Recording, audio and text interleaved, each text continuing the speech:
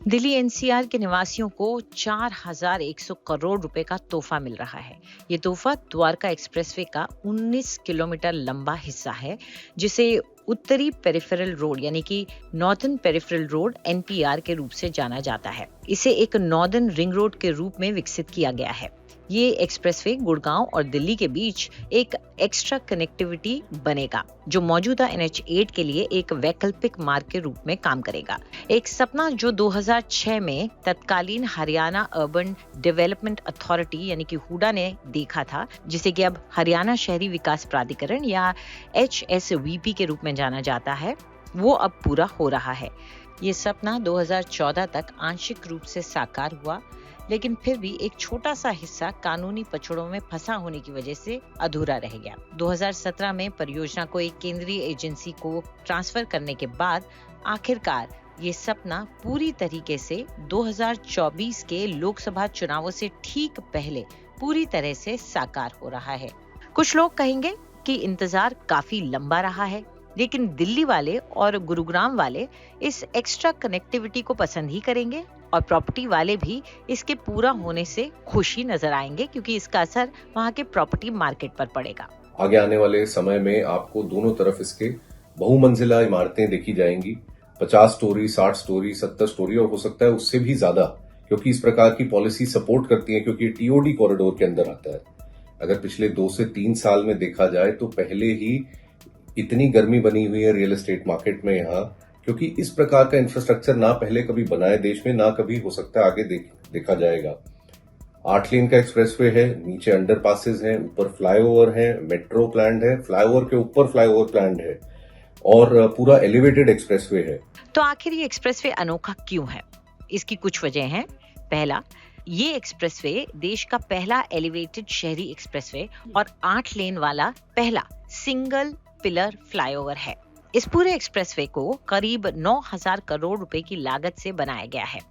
Expressway का लगभग 19 kilometre हिस्सा हरियाणा में पड़ता है, जबकि बाकी का 10 किलोमीटर हिस्सा दिल्ली में है। एक ही पिलर पर 8 लेन की 9 किलोमीटर लंबी 34 मीटर चौड़ी एलिवेटेड रोड देश में अपनी तरह की पहली सड़क है। इस एक्सटेंशन में भारत की सबसे लंबी यानी कि करीब 3.5 किलोमीटर लंबी और सबसे चौड़ी 8 लेन की शहरी सड़क सुरंग भी शामिल है। In the coming 10 to 15 years, you can expect this entire micro market to rather evolve into a micro city or some sort of an alternative to main Gurgaon.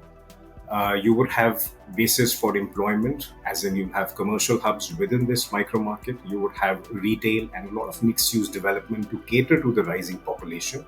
You would have a lot of well-developed, large apartment and other housing and township projects along this expressway. So we can expect it to be a fully developed residential, come commercial, come retail, come mixed-use sort of a township development, or a rather mini city, and providing an alternative for buyers who do not have accommodation options in Delhi or Gurgaon or other parts of NCR to gravitate towards this micro market or this micro city.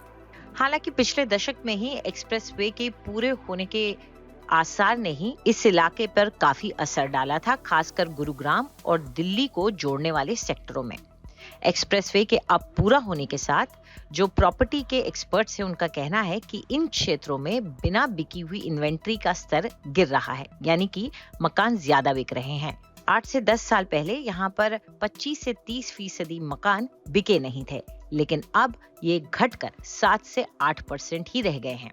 Dwarka expressway प्रमुख आवासीय और commercial centre से होकर गुजरता है और यही वजह है कि प्रॉपर्टी एक्सपर्ट्स को लगता है कि यहाँ पर प्रॉपर्टी और लैंड की कीमतों में काफी बढ़ोतरी होगी। हमने पहले भी देखा है कि जहाँ जहाँ रोड बनती है, नए नए एक्सप्रेसवे आते हैं, वहाँ ग्रोथ और डेवलपमेंट दोनों जाती है। सेम उम्मीद हमें यही है द्वारका एक्सप्रेसवे खुलने से या नए रियल एस्टेट आने वाले प्रोजेक्ट के अंदर कस्टमर्स उन्हें अपना पसंदीदा घर ले सकेंगे। इसके अलावा ये एक्सप्रेसवे दूसरे विकास के कार्यों से भी जुड़ा हुआ है, जैसे कि दिल्ली मेट्रो मेजेंटा लाइन का एक विस्तार इससे जुड़ेगा और इससे यहाँ रियल एस्टेट निवेश का हॉटस्पॉट भी बन सकता है। बेहतर बुनियादी ढांचे और कनेक्टिविटी के साथ इस इलाके में संपत्ति में किराए की बढ़ोतरी की भी उम्मीद की जा रही है। CBRE द्वारा रियल एस्टेट बाजार के एक एनालिसिस से पता चलता है कि प्रीमियम और लग्जरी सेगमेंट की मांग यहां पर पिछले कुछ सालों में बढ़ी है। द्वारका एक्सप्रेसवे में मौजूद रियल एस्टेट प्रोजेक्ट्स एक शानदार जीवन शैली का सपना दिखाते हैं। यहाँ पर हर तरह की सुविधाएं भी मौजूद हैं। दरअसल एक अद्वितीय कनेक्टिविटी और उसके साथ प्रीमियम सुविधाएं खरीदारों और किराए में घर ढूंढ रहे लोगों के लिए आकर्षण का केंद्र बनी है। आपको हमारा ये वीडियो कैसा लगा कमेंट सेक्शन में जरूर बताएं। देश और दुनिया की तमाम बड़ी खबरों के लिए सब्सक्राइब करें आज तक।